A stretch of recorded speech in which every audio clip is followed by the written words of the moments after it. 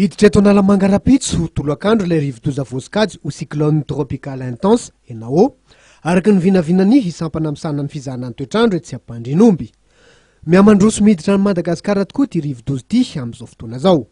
Tamin'ny 12 taona teo izy miditra an-tanety any amin'ny commune rurale Nampara any amin'ny district any Antalaza ny hoe somary eo amin'ny 20 km avaratry Antalaha teo izy zany miditra an-tanety tamin'ny 12. Tamin'izay nidirana an-tanety zay dia mbola nijanona rivo-doza mahery vaika tanteraka izy tamin'izay fotoana izay izy mbola nahita tafiotra any amin'ny 200 manodidina 300 km/h zany tafiotra tamin'izay.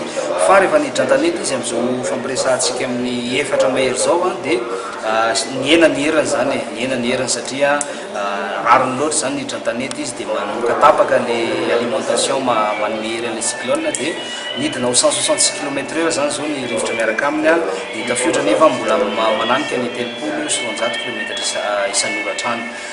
Manomboka eto zany zao dia tombanina iena foana zany ny heriny dia mikisaka tsy dia miova loatra aloha ny lalana par rapport amin'ny prévision zay natota ho maly sy faty-maly Rapitso maraina any amin'ny 3 ora maraina izy zany dia tombatombanana any amin'ny commune rurale ny Kalandy any amin'ny district ny Manditsara any amin'ny faritry Sofia zany.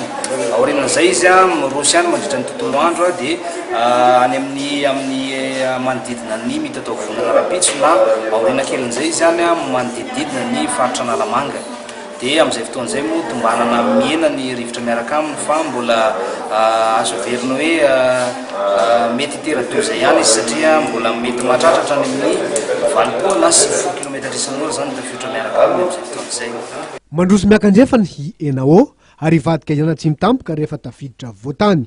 Hitondra ora mikija ity rivo-doza ity izay somary hijanona tanety mandritra ny fandalovana eto amintsika. Ndrotsakorana zany tena insiste-avako manokana zany manomboka eto ny lafiny anankiray ny vokatry ny fijanonana ela satria manomboka somary miadana 5 km/h zany déplacement amin'izao ny vokatry izay aloha zany dia tena hijojo satria mijanona amina fotoana amina toerana anankiray amin'ny fotoana maharitra zany dia hijojo sy toerana zany ny rotsakorana indrindra amin'ny tanàna rehetra manakaiky ny foibe. Amin'ny alakamisy 9 martsa ho avy zao vao iletsy ny herin'ny rivo-doza ENAO. Tokony ho mailo araka izany ireo mponina any amin'ny ny faritra Atsimo Atsinanana sy Atsimo Andrefanosy iny vokatry ny tondra-drano izay mety entiny rambon'ity rivo-doza ity. Miasa andromanalina amin'izao fotoana izao ireo ho mpiasa ao anivony hisampana fitiliana ny toetrandro etsy Ampandrinomby noho ny fahatongavan'ity rivo-doza mahery vaika ity.